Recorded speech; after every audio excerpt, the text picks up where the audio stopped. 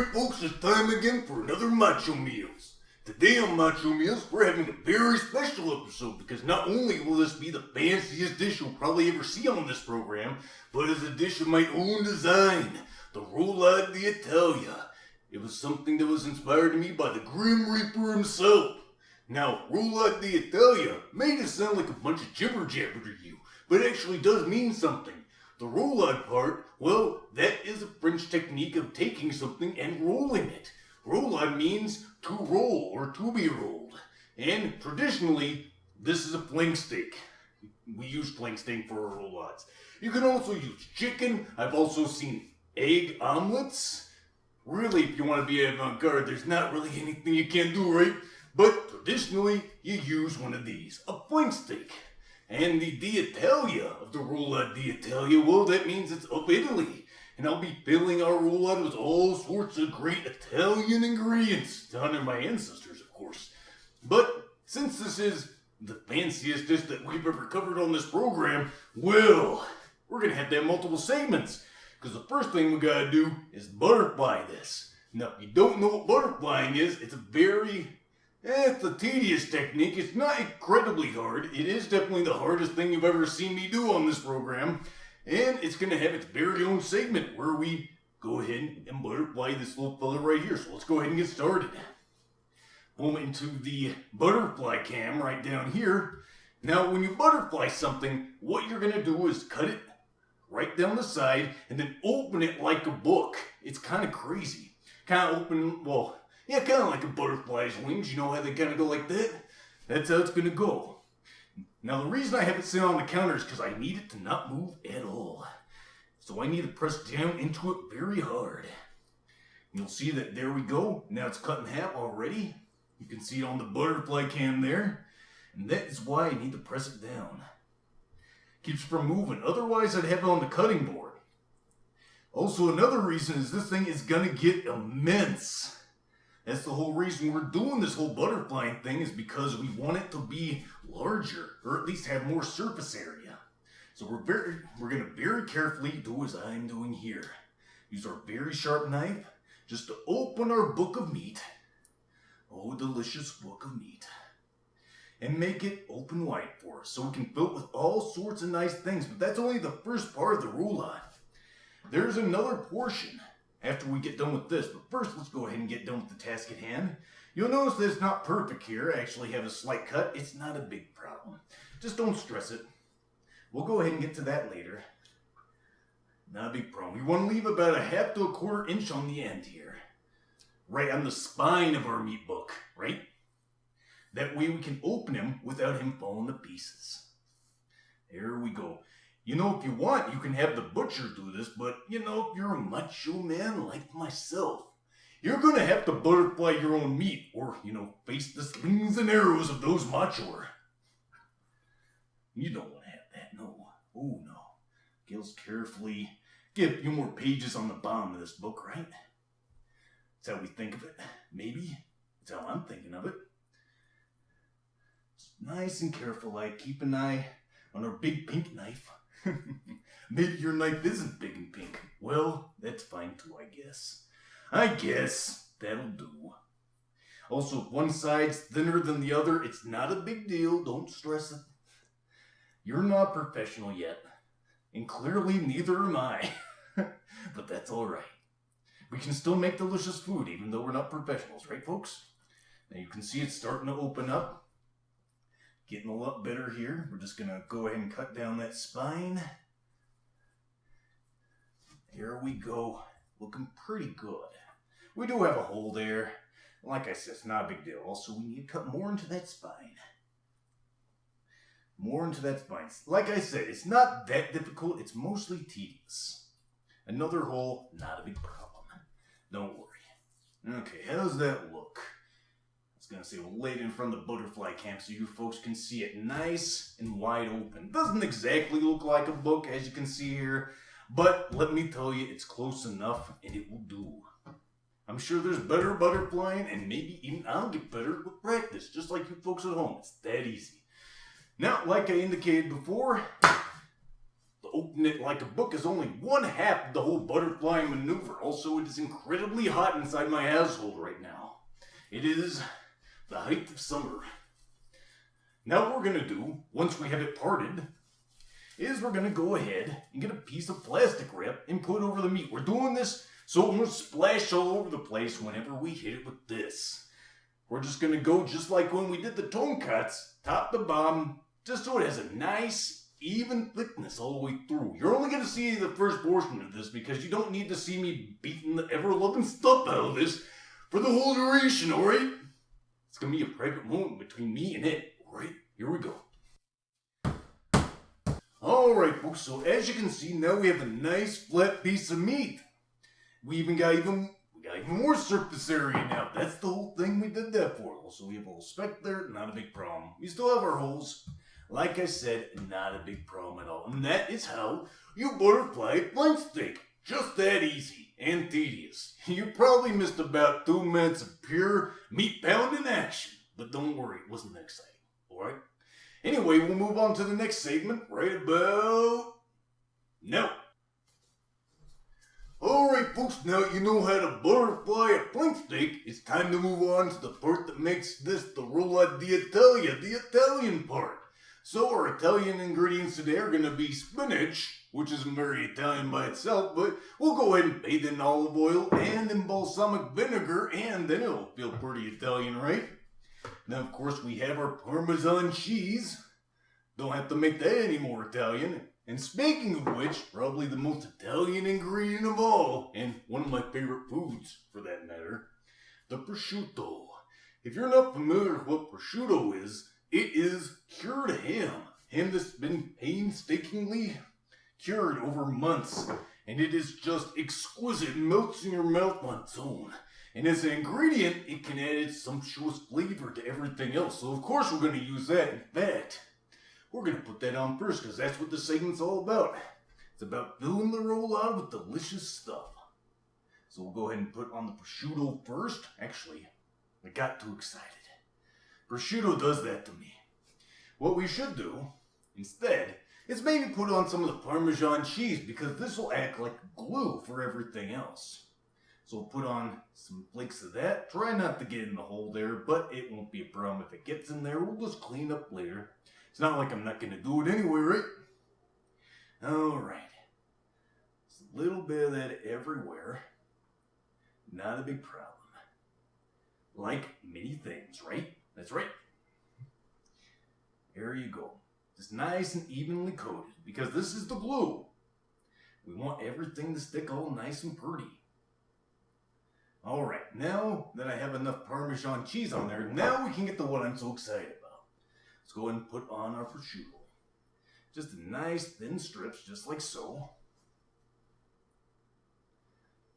There we go. It looks a little like bacon with the fat on the side, doesn't it? It's just too good. If you ever want to make a friend of me, just give me a bunch of prosciutto. On a dish or in a dish, either way. A dish is in a plate, of course. Anyway, there you go. We'll get a little more prosciutto on there. It's easy to cover all this surface area. This is about 3 ounces of prosciutto. Well, actually 6 ounces. It's 2 3-ounce packages of prosciutto altogether. I was pulling out all the stops for this one, since it is such just a beautiful dish. Alright. 1 or 2 more should be good. Come on now. Very delicate, the prosciutto. You gotta be careful with it. Because it's just sliced ever so thin. There you go. Perfect. Alright. Now let's go ahead and get to this stuff. We have our spinach. We're going to go ahead and bathe it in olive oil and vinegar. If you want the exact measurement, it'd probably be about 2 tablespoons is what I'm going to put in here, but I'm just going to eyeball it. There you go. That looks pretty good. Just enough that gets all mixed up and can impart the balsamic vinegar oil flavor to everything else. Oh yeah, that looks pretty good. Alright, time to get messy. Go ahead and just massage that into the leaves. We want all evenly coated, and it smells pretty darn good. But maybe that's just because I'm Italian, you know? Reminds me of the old country that I've never been through. There you go. Alrighty, now the leaves are nice and slippery and sticky and everything else. So now we'll just lay them on there. There you go. Traditionally, what you'd fill roulade with, by the way, would be a paste made out of spinach and walnuts. True facts. But that's the French way of doing it. We're not going to do it the French way, especially since I don't have a food processor. I don't have the means to make paste. And I'm not about to go out and buy one either. Although I did go out and buy a blender for another program. You may know which one that one was.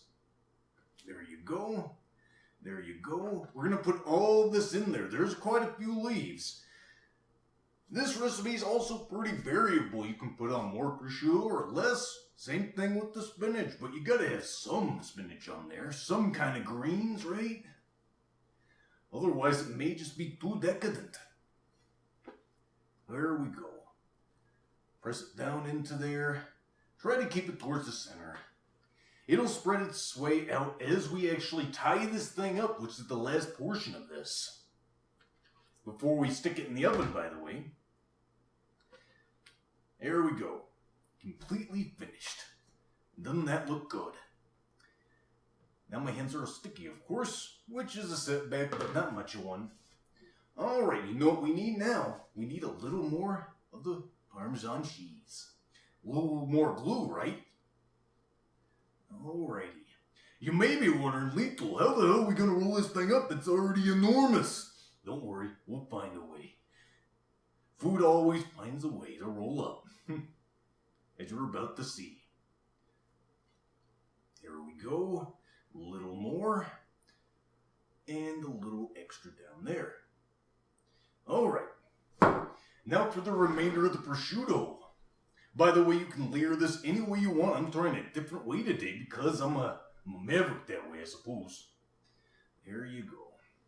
Only one more piece? Only one more piece. Well, let's go ahead and arrange those a little bit differently then. I got a little overexcited with the first batch of prosciutto. We'll go ahead and lay it out like that. There you go. That looks pretty darn good. Sometimes I even amaze myself. Alright, there you go. It's all set up to be rolled. So I'm going to go ahead and clean off all this olive oil. And then we'll get to the last portion, which is tying it up with some butcher's twine. I'll see you for that in just a moment now. Alrighty folks, time for the final portion, where we tie up this little rascal. So what you're gonna want to do is get your butcher's twine. You can find this at your grocer or whatever. It's not really that hard to find. Let's go ahead and make some room. That's the whole reason I did the butterflying as its own segment, because I need the room. I didn't actually make any room for it on this section, but it's not a big problem. So we're going to give ourselves plenty of slack here before we start rolling up. There we go, plenty of slack. Alright, we'll want to start with the smaller end first and end with the largest end, right? Right, that makes the most sense. So let's go ahead and start rolling up, nice and tight. I also meant to put a little more prosciutto Parmesan on the top, but don't worry, it will not be a big deal. And there you go. See, it's rolling up nice and pretty like. Not a big problem. And there's our hole. Again, not a big problem. Because, of course, our prosciutto is holding it all together. Good job, prosciutto. We knew we could count on you. All right. Nice and tight there. Oh, yeah. Got some chunks of Parmesan on the table, some flakes of meat. It just goes with the territory. Alright, now we have our little rascal rolled up. Let's go ahead and tie him up. So we're going to go ahead and pull a loop underneath. It's going to try to unroll on you. That's alright. You can just roll him back up. Stick back his guts. Come on, get in there, guts. There you go. And we'll go ahead and do a little loop here. It's going to be hard to see all this even on the butterfly cam, but that's alright. This takes a bit of practice. Alright, so now we got one loop on there. This will be a bit easier. Even though, of course, it does want to unroll. You know what? Let's try this a little bit differently. Instead of having it roll up from the top, as it is, so lovingly and frequently, Let's go ahead and put its guts back in. Why don't we roll them over? There you go. Now gravity's not fighting us, right? That's a smart idea, Lethal. Maybe you should learn from my mistakes. And we're going to have a knot in there. It's not a big deal. See? Not a big deal at all. So we're going to go ahead and pull it around, give it a couple of loops, just like that. And go ahead and tighten it down. Nice and snug. And then we'll do another couple of loops like this. Just like that. Not sure if you can see that very well in there. I just went under it twice. And now I'm going to put down nice and tight. Don't want it moving at all. Now let's go ahead and pull out some more slack. Now I didn't mention it, but this is definitely the second most technical portion. The butterflying is definitely very technical, but this is difficult as well. But again, it's not impossible. Do not be intimidated. Be macho. You can do it. I know you can. I can do this. You can do this too. It's that easy. Anyway, now we have it tied there. What we're going to do is go ahead and make a loop. Like so. Let me hold it down to this camera so you can see. We'll go ahead and make a loop. And then we're going to go ahead and just give it another turn. Just so it has another loop at the top. This is important. The easiest way would be like going like this. Let's see. Turn it and then you loop it over your hand. Now what you're going to do is pick up the end of this little rascal and just pull it under him. Just like that. See? Yeah. And then you can rearrange it as much as you like. We're going to try to keep these about an inch or 2 centimeters apart, by the way, for you Euro folks. There you go.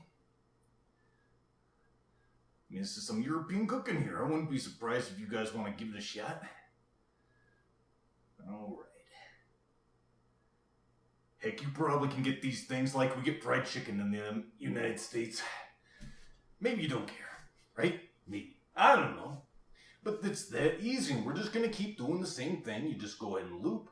Put over your hand if I can figure out how. There you go. Maybe another extra loop in there. Yep. And we go ahead and lift them up and pull it on. See? And we'll go ahead and line up the course just so it looks all nice and pretty like. We have some guts sticking out. Again, not a big problem. Oops, come on now. I want you to line up a little better than that. Come on. There you go. Oh, the excitement. Aren't you looking good? You already look good enough to eat. Unfortunately, I don't have the enzymes to eat you right now. Alright. My goodness, it's still a freaking scorcher over here. Probably like it is everywhere else in the world. Alrighty. There we go. Nice and pretty. Okay. Don't be afraid to be a little rough with it. It's a tough piece of meat. In fact, you don't want to make this thing any more than medium rare, otherwise it's going to be incredibly tough. Too tough for most people to eat. Alright, that looks presentable, I guess. Let me go ahead and move that over just for my own taste. There you go. But as you can see, there we go, nice and tied. Now what we're going to do is bring it around town. First, let me go ahead and fold in this a little bit so it's a little nicer when I do this. And we're going to bring it around the top, just like so, see? Right on the meat cam. Right on the meat cam. Alright, let's see if I can get you cut. There we go, we wanted a little bit of slack there. That's more than enough, actually. Alright, let's go ahead and cut you. Probably around that wise. And now what we're going to do is stick it underneath each of these loops, just like so. See? Not exactly sure what that noise was. Looks like one of my cameras has actually lost, what does it say on there? One moment, I'm going to go check that camera. It's important. Alright, folks, actually the SD card in the camera just quit on me, so I went ahead and gave it the one for my 3DS. So let's go ahead and continue with our bondage of the meat. Again, we're just going to continue like this. And while you're doing this, you might as well have your oven preheating to 450 degrees Fahrenheit. I just remembered this, so I said, you know what, I might as well do it. I don't know what that is in Celsius, but I'm sure you Euro folks can figure it out. You're pretty darn smart, you Euro folks, thinking up stuff like this, so I'm sure you can figure out Celsius and Fahrenheit too. There you go. Nice and pretty, isn't she? Alright, one more. There you go. And then one final one. Nice and secure. Man, that looks great. Alright, now we're gonna go ahead and flip her over again. Here you go. You're a heavy one. And we'll go ahead and push in the guts. There you go. And pull it up. And now we're going to go to our original knot where this all started, by the way. And we're going to go ahead and pull it back up. There we go. Make sure it's nice and straight there. So it's a nice little package of joy and wonderment and all the other great things. And then we'll go ahead and, whoops, actually let's loosen that up just a wee bit there. Should probably loop it before we try to knot it, right? Now this butcher's twine is all over the place. There we go. Not a big problem though, just keep your head.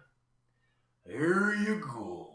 See, we loop it, we tighten it, not a big problem. Now we can have our fun knotting it. So we'll just go ahead and put here. There you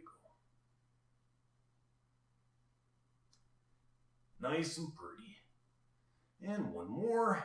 Now you may be wondering, Lethal, will this twine explode in the oven? Will it combust? No. It's alright. It's made for this. It was born to do this, right? Nothing to worry about. Now, one thing that does benefit you in this is if you actually know how to knot. There you go. Perfect. It's presentable, I feel. It's a pretty good little roulade there. Let's go ahead and get him under the butterfly cam so you can see him in all of his glory. There we go. We got a spin shot of him. And here's the undercarriage. Oh, yeah.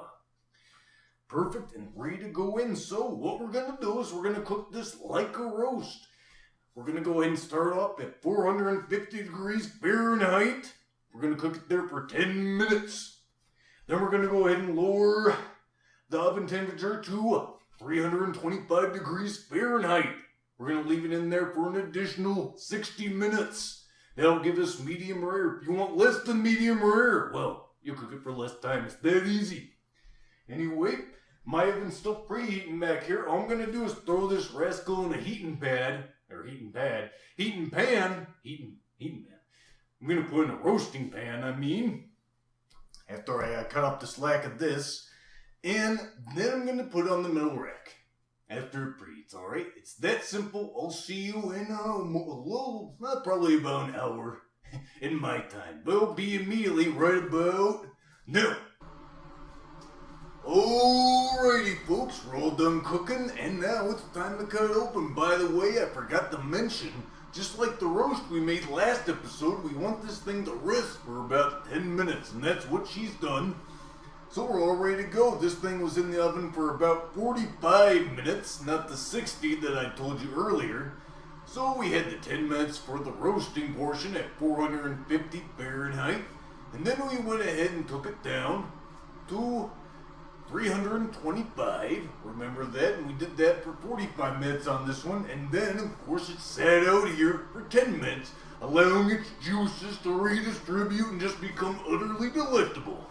Now, of course, it's time to cut into it and see how we did. Oh yeah, this is my favorite part, and I'm sure it's some of yours. Alright, we'll just go right down the middle so we can get to the action. Not exactly sure how it's going to be cooked here. Let's take a look-see.